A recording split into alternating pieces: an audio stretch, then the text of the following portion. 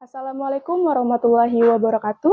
Salam Om Swastiastu, Namun Budaya, Salam Kebajikan. Perkenalkan, nama saya Feni Febriana Putri.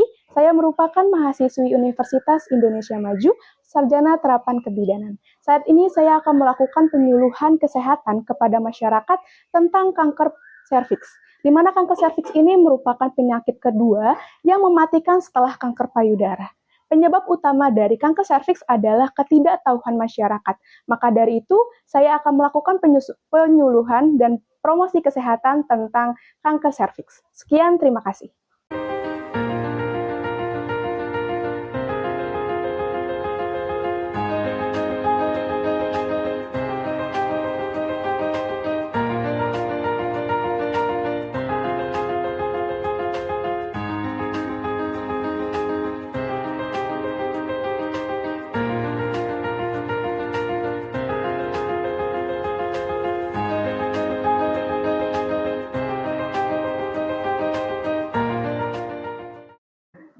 Assalamualaikum warahmatullahi wabarakatuh.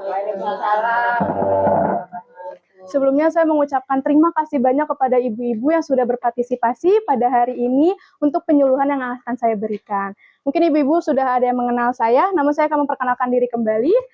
Perkenalkan, nama saya Feni Febriana Putri.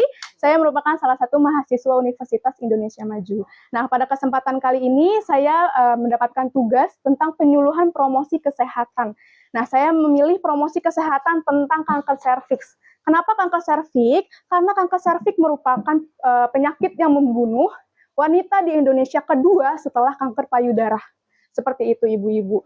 Nah, maka dari itu kita lindungi diri dari kanker serviks, kenali penyebab, lakukan pencegahan dan aksi hidup sehat. Gitu. Nah, kenapa dan banyak sekali kanker serviks itu dialami pada ibu-ibu yang usianya di atas 35 tahun. Karena imun tubuh pada wanita yang sudah lanjut usia itu juga menurun. Seperti itu. Terus karena sudah masa menopause ya Bu ya, tidak haid lagi, itu juga menjadi salah satu pemicu gitu. Nah, kita bahas hari ini ya Bu ya. Nah, seperti yang Ibu ketahui bahwa setiap 1 jam di Indonesia itu 1 wanita meninggal karena kanker serviks. Nah, apa sih kanker serviks itu? Jadi kanker serviks adalah sel-sel yang tidak normal atau abnormal yang tumbuh di serviks. Ibu ada yang tahu tentang serviks? Nah, serviks itu adalah leher rahim. Ibu bisa lihat di brosurnya. Nah, leher rahim itu adalah penghubung antara vagina dengan rahim. Pintu rahim, ya Bu ya. Nah, maka banyak sekali virus-virus yang dapat bersarang di serviks ini, di pintu rahim. Gitu. Nah, salah satunya adalah kanker serviks. Nah, apa sih yang menyebabkan kanker serviks itu? Jadi kanker serviks itu ada penyebabnya, ibu-ibu. Nggak kayak kanker yang lain. Kanker yang lain kan banyak faktor ya, dari umur, pola makan, pola hidup gitu. Nah, kalau kanker serviks itu dia ada pelaku utamanya. Pelaku utamanya adalah kanker virus papilomavirus, human papillomavirus atau disebut HPV. Jadi awalnya itu adalah dari penyebaran virus itu. Kalau virus itu tidak disembuhkan, itu baru menyebabkan kanker serviks gitu. Nah, kanker serviks ini merupakan pembunuh senyap yang diam-diam. Kenapa?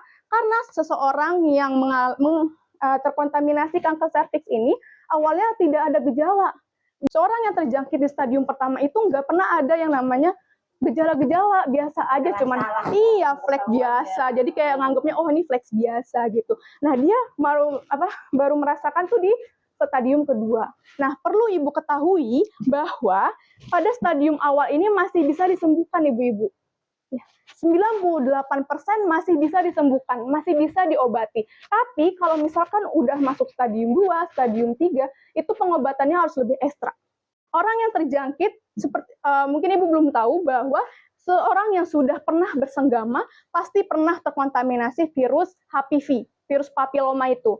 Cuman 80%-nya itu bisa sembuh sendiri gitu. Nah, sisanya 10-20% itu biasanya pada seseorang yang imunnya lagi rendah, lagi sakit, lagi demam gitu ya Bu ya, atau terjangkit penyakit HIV. Nah, itu dia sangat beresiko terkena dari kanker itu. Ya, jadi kalau misalkan terkontaminasi papiloma, tidak perlu khawatir dulu, itu masih bisa disembuhkan. Kecuali kalau misalkan sudah terkena tapi nggak diobati, baru itu yang bisa jadi tanda kutip. misalkan terkena HIV, itu bisa faktor resikonya lebih berat dibandingkan seorang yang sehat, gitu ya. Nah, lalu wanita yang tidak pernah melakukan pengecekan deteksi dini. Nah, lalu ada lagi adalah tidak menjaga area genitalia, seperti mengganti softtek yang masih haid, mengganti softteknya tidak beraturan, minimal pada hari pertama 3 jam sekali. Ini dua kali cuma dua kali ganti 1 hari gitu kan. Itu bisa jadi penyebab, iya betul. Lalu merokok dan minum minuman keras, dan terakhir adalah banyak keluarga nih, banyak anak. Itu juga menjadi penyebab utama. Kenapa? Karena elastisitas dari perlindungan dari leher rahim itu sudah tidak berfungsi dengan baik. Cara penurunan dari papiloma ini itu ada 2, ibu-ibu. Yang pasti yang pertama adalah penurunan secara langsung saat bersenggama. Nah, ternyata dari yang non-seksual ada juga. Misalkan menggunakan WC umum bersama-sama, lalu menggunakan celana dalam bersama-sama. Anduk pun yang remeh ya, anduk juga bisa menyebarkan virus papiloma itu. Gitu. Jadi ibu-ibu saya mohon untuk menjaga kebersihannya, jangan menganggap remeh, nggak apa-apa dipakai anduk bareng-bareng gitu ya. Itu bisa menjadi salah satu penyebaran virus papiloma. Apalagi kalau imunnya lagi rendah, lagi sakit, demam aja bisa menyebabkan tertularnya virus papiloma itu. Gejala kanker serviks nih yang tadi saya sebutkan, dan biasanya gejala ini ditemukan pada wanita yang sudah mengalami stadium lanjut. Di awal-awal nggak ada, Bu. Maka dari itu kita harus lebih aware dengan diri sendiri ya. Nah, ini saya sebutkan biasanya ada pendarahan setelah bersenggama.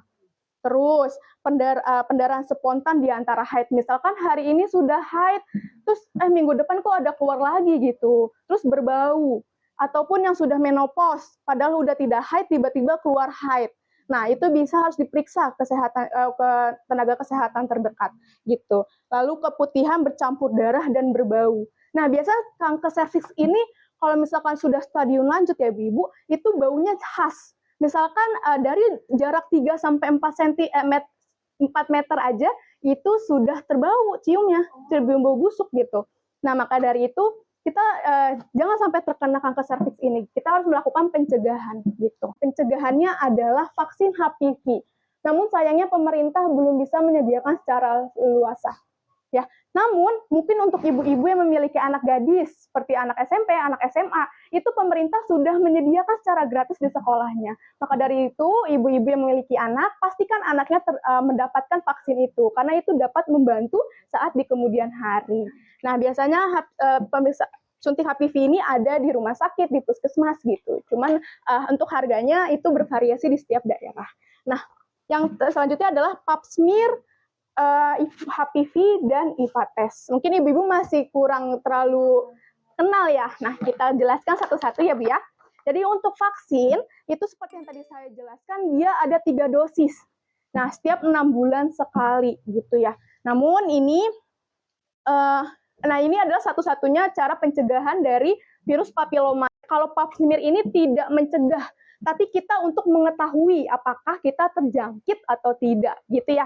Nah, cara pengecekannya dia mengambil lendir di area bibir rahimnya, gitu, di area bibir rahim. Nah, kalau pap smear itu hasilnya bisa 3 hari atau 4 hari baru keluar, gitu ya. Nah, cara pengecekannya ini setiap 3 tahun sekali. Ada di puskesmas, rumah sakit, atau bahkan di klinik mandiri. Nah, ini cara pengecekannya, dia mengambil lendir-lendir di mulut rahimnya, gitu ya.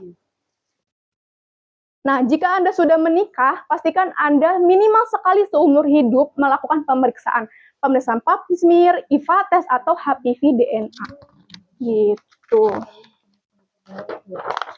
Nah, ini kita masuk IVA test. Nah, IVA test ini adalah program yang paling simple. Kenapa paling simple? Karena ini nggak perlu dokter spesialis. Ini dia hasilnya langsung terlihat, ibu-ibu. Kalau misalkan hasilnya negatif, kita masuk. Nah, hasil negatif dia tidak ada lendir putih di rahimnya. Kan bibir rahim kan bulat gitu ya? Ada bolongan tengah-tengah gitulah. Nah, di sini-sini tuh nggak ada seperti keputihan, tidak ada lendir. Itu dia negatif. Gitu. Iya, dia kayak lendir putih. gitu. Kalau misalkan putih berarti kena gitu. iya betul. Nah kalau misalkan nggak ada hasilnya negatif, nanti pengulangannya 5 tahun selanjutnya, gitu. 3 sampai 5 tahun. Kalau positif hasilnya dia ada putih-putih di lingkaran dari bibir rahimnya. Cek pasien maksudnya. Iya, jadi udah pernah melihat. Nah, kalau positif pastinya kita langsung melakukan rujukan pada dokter spesialis. Nah, kalau misalkan positif itu setiap 1 tahun sekali harus melakukan pemeriksaan. Nah, cara pencegahannya nih Bu, cara lainnya adalah menggunakan kondom saat berhubungan. Dan satu yang Ibu perlu ingat, kondom adalah satu-satunya alat kontrasepsi yang bisa mencegah, iya betul, mencegah penularan ISK atau masih khawatir ya, gimana cara ngeceknya, saya masih belum ngerti. Tenang aja ibu-ibu, pemerintah sekarang sudah menyediakan cek kesehatan gratis. Salah satunya adalah melakukan pemeriksaan IVA test dan HPV DNA. Nah, ini saya sudah lampirkan, kalau misalkan ibu tertarik bisa langsung scan nanti dilanjutkan.